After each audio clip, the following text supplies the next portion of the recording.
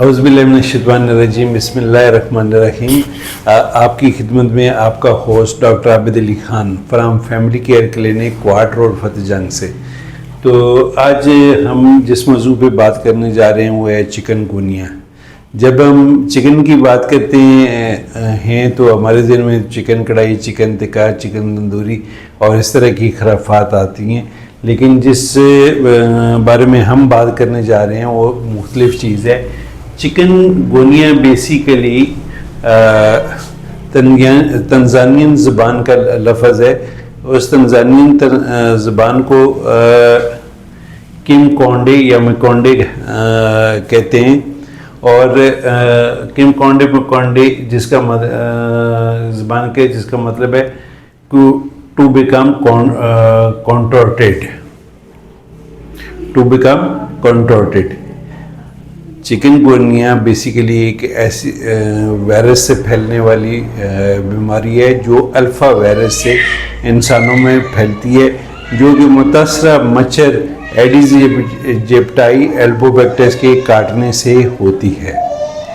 ये भी डेंगू की तरह एक मच्छर से फैलने वाली बीमारी है, और अक्सर हम जो है इसको मिस गाइड कर ले लेते हैं इसके साथ, डेंगू के साथ।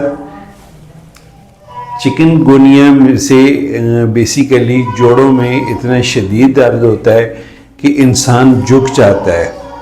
तो उस झुक जाने को प्रोसेस को कहते हैं कि स्टूप्ड पोस्चर्स में इंसान आ जाता है। ये है चिकनगुनिया का तारफ़। आज हम चिकनगुनिया के what is chikungunya, causes of chikungunya, transmission, epidemiology, sign and symptoms, mortality, risk factors, treatment, herbal treatment, prevention के इन टॉपिक्स के ऊपर बात करेंगे। आइए चलते हैं। सबसे पहले फिर एक दफ़ा हम डेफिनेशन, बीमारी की डेफिनेशन को कर लेते हैं कि एक वायरस से फैलने वाली बीमारी है जो कि मुतासर शख्स से को फैलती है मच्छर के काटने से। ये वायरस जो है फैलता है मच्छर के ज़रिए एडिस एजिप्टाई एंड एल्बोबैक्टस से। काजेज़ में ये चिकनगुनिया वायरस खुद से एक वायरस है जो कि बिलोंग करता है अल्फ़ा वायरस जीनस से और टोगोविडे फैमिली के साथ ताल्लुक़ रखता है। सबसे पहले 1953 में ये तंजानिया में दरियाफ़्त हुआ। उसके बाद इसको कहते हैं कि RNA वायरस भी है। बाज़ जगहों पे इसको अरबो वायरस भी लिखा गया है। अरबो वायरस का मतलब है कि आर्थ्रोपोड वायरस। जैसे कि आप जानते हैं कि मच्छर खुद भी आर्थ्रोपोड हैं, तो ये पानी यानी आर्थ्रोपोड से फैलने वाली चीज़ है। ये तो है इसकी काजेज़। आगे जी ट्रांसमिशन के जैसे कि हमने डेफिनेशन में बात की है, तो डेफिनेशन में हमने बताया है कि ये एडिस एजिप्टाई एंड एल्बोबैक्टस की फीमेल के काटने से फैलता है। इंसान और दूसरे वर्टिब्रा इसके रिजर्वायर हैं, इनको महफूज रखते हैं। जब किसी मुतासरा शख्स को ये फीमेल्स काटती हैं तो वो इन्फेक्शन हासिल कर लेती हैं और ये वायरस लेके आगे दूसरे हेल्दी इंसान को काटती हैं, तो इस तरह ये चिकनगुनिया फैलती है। ये तो हो गई इसकी ट्रांसमिशन। अब आगे जी एपिडेमियोलॉजी भी कि पहले सबसे पहले तो आपको बता दें कि एपिडेमियोलॉजी क्या चीज़ है।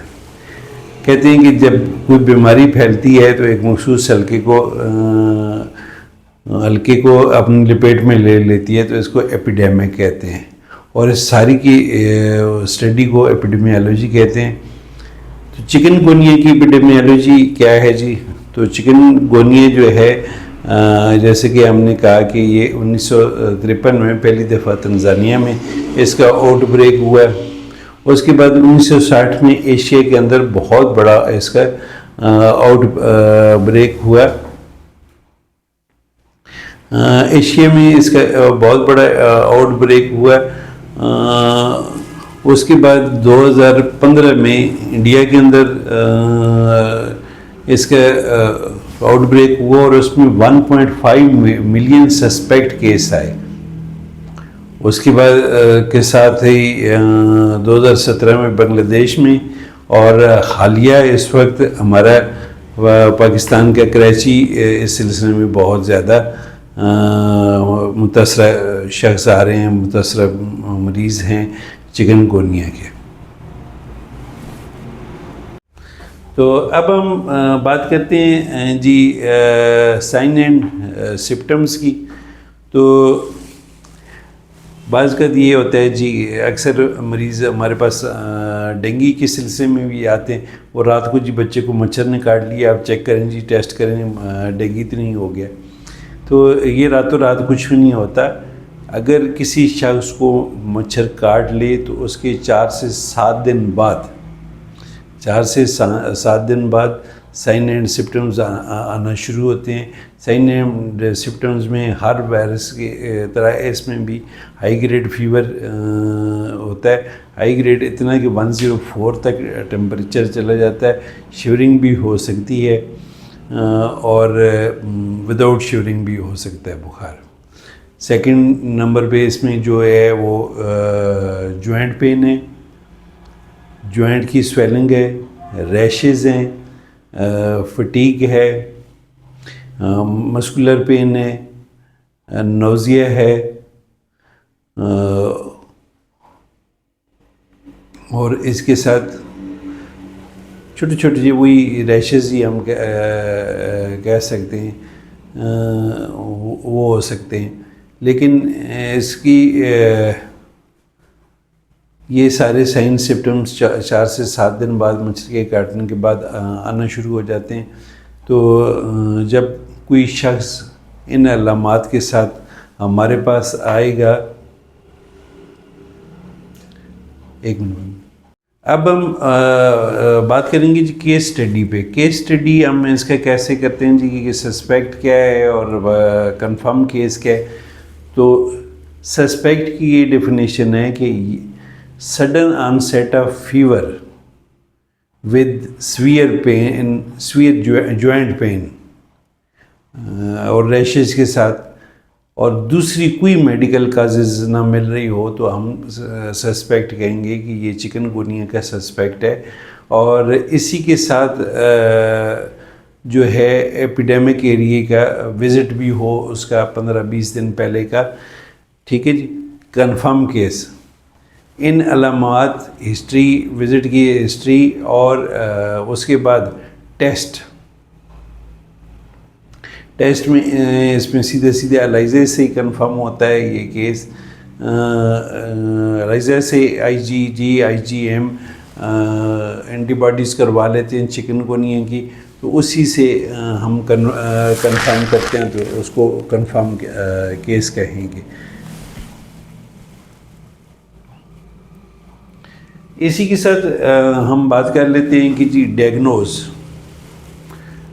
तो डायग्नोज कैसे करेंगे। डायग्नोज में जैसे कि आप सब लोग जानते हैं कि फटाफट हम टेस्टों पे नहीं जाते, पहले हिस्ट्री होती है पेशेंट की, हिस्ट्री के बाद एग्जामिनेशन होता है, थारोली एग्जामिनेशन, सिस्टमेटिक एग्जामिनेशन सारा करने के बाद उसके बाद हम जाएंगे इसकी इन्वेस्टिगेशन पे। तो इन्वेस्टिगेशन कराने के लिए जी हम सबसे पहले इसका सिंपल CBC कराएंगे। CBC में लिम्फोसाइट्स कम आएंगे, थ्रोम्बोसाइटोपेनिया यानी प्लेटलेट्स कम होंगे। इसके अलावा इसका CRP करवाएंगे जो कि रेज्ड होगा। इस तरह PCR, इसका RT-PCR भी करवा लेते होते हैं बाज़ औक़ात, लेकिन कंफर्म करने के लिए हम एलाइजा टेस्ट करवाएंगे, वही IgG, IgM एंटीबॉडीज़ चिकनगुनिया की स्पेशल टेस्ट ये करवा के डायग्नोज करेंगे। अब जब ये डायग्नोज वगैरह कर लेते हैं तो ज़ाहिर बात है उसके बाद उसका ट्रीटमेंट भी करेंगे। तो अब हम आएंगे जी इसके ट्रीटमेंट पे। लेकिन ट्रीटमेंट से पहले हम डिस्कस कर लेते हैं मोर्टिलिटी, मॉर्बिडिटी और रिस्क फैक्टर्स पहले डिस्कस कर लेते हैं, फिर ट्रीटमेंट पे आते हैं। तो सबसे पहले मोर्टिलिटी मॉर्बिडिटी, वैसे तो ये मुअल्लक बीमारी नहीं है, मौत का सबब नहीं बनती, लेकिन बाज़ का थ्रोम्बोसाइटोपेनिया होने की वजह से और हेमरेजिक वर्जन आने की वजह से मरीज़ जो है शॉक में जा सकता है और मौत वाक़या हो सकती है।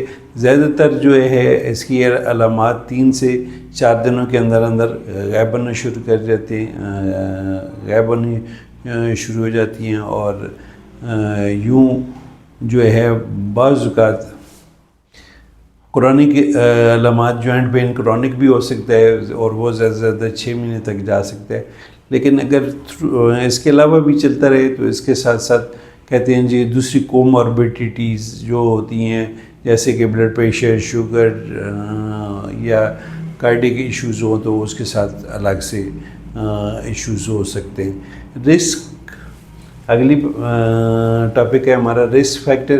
तो रिस्क फैक्टर में सबसे पहले तो इसकी ब्रीडिंग साइट्स हैं कि मच्छर जहाँ पे पैदा हो रहे होते हैं वो रिस्क फैक्टर की जगह बन सकती है। तो मच्छर कहाँ पे पैदा होते हैं, जैसे कि डेंगू में हम कहते हैं बार बार कि जी एक 5 ml के फ्रेश वाटर में 1 मिलियन मच्छर पैदा हो सकता है, तो वो 1 मिलियन डेंगू भी काज कर सकता है और चिकनगुनिया भी काज कर सकता है। अब इसके साथ साथ वाटर रिजर्वायर, वो चाहे नेचुरल वाटर रिजर्वायर हो वो रिस्क फैक्टर में है, और चाहे आर्टिफिशियल वाटर रिजर्वायर हो वो इसमें है। अच्छा, इसके साथ साथ जो है हम क्या देखते हैं जी कि इंसान के अंदर इम्यूनो कम्प्रोमाइज्ड बंदे जो होते हैं उनको वो हो सकते हैं। इसके अलावा वायरल म्यूटेशंस जो है वो बड़ी इसकी सबब बन सकते हैं रिस्क में। तो ये इसके रिस्क फैक्टर्स हैं, लेकिन ज़्यादातर आप वही देख लें, सारे वही रिस्क फैक्टर्स हैं जो कि डेंगू के हैं। अब हम आएंगे जी ट्रीटमेंट पे।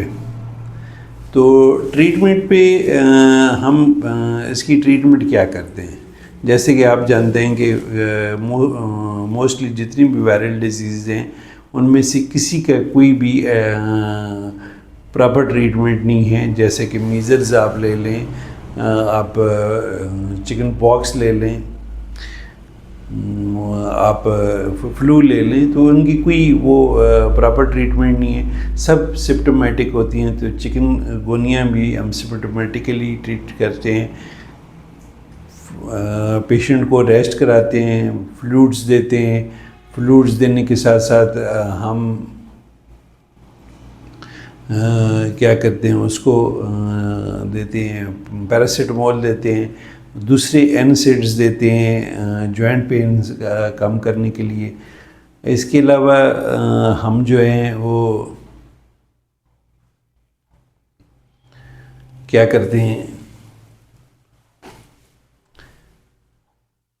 बाकी चीज़ें भी उसको देते हैं और इस तरह ट्रीट करते हैं। मोस्टली घरों पे ट्रीट होता है पेशेंट, लेकिन कभी कभार जो है वो एडमिशन की भी ज़रूरत पड़ जाती है।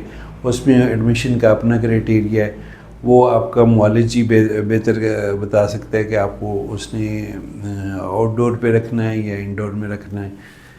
नेक्स्ट हमारा टॉपिक है जी हर्बल ट्रीटमेंट। तो हर्बल ट्रीटमेंट में वायरल की मुख्तलिफ ट्रीटमेंट्स हैं, लेकिन जो कॉमन चिकनगुनिया में बेस्ट मुझे लगती हैं वो यही हैं 3 A's, जो कि हम फ्लू में, टीबी में, किसी में भी कर लेते हैं। वो 3 A's क्या हैं? A lot of bed rest, मुकम्मल आराम करें, अ लॉट ऑफ फ्लूइड्स, पानी का इस्तेमाल ज़्यादा करें, और a lot of proteins intake, कि प्रोटीन्स बहुत ज़्यादा खाएं, जैसे कि अंडा है, गोश्त है, ये चीज़ें ज़्यादा इस्तेमाल करें, फ़िश है।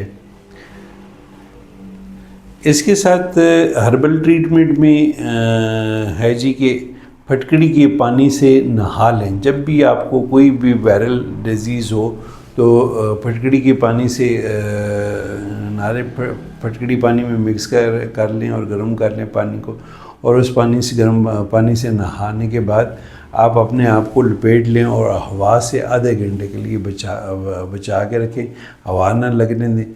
इंशाल्लाह आपकी वायरल जितनी डिजीज़ें हैं वो ठीक हो जाएंगी।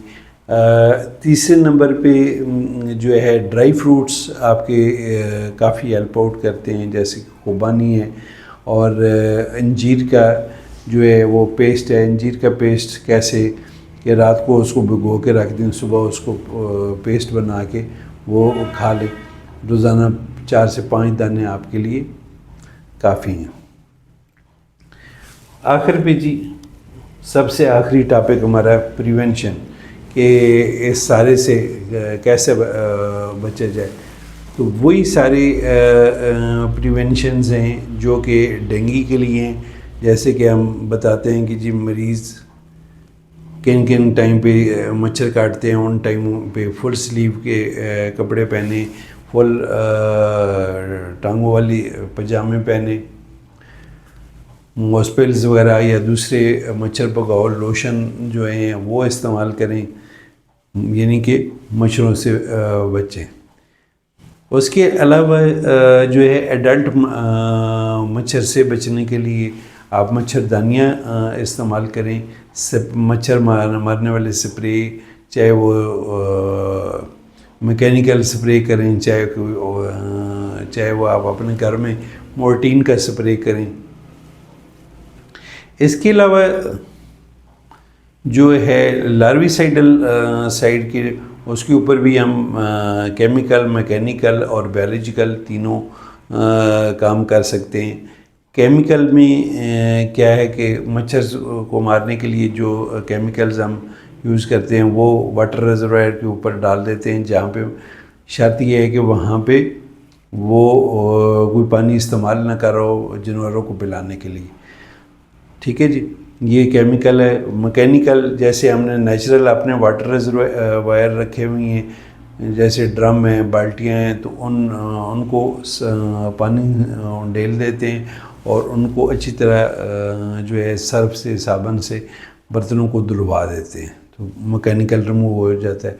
अच्छा जी, बायोलॉजिकल ये है कि लार्वा जो है आपकी फ़िशेस जो है वो बड़े शौक़ से खाती हैं, उनकी पसंदीदा खुराक है। तो ऐसे वाटर रिजर्वायर जिनमें जहाँ पे लार्विसाइडल है वहाँ पे फ़िश छोड़ देते हैं।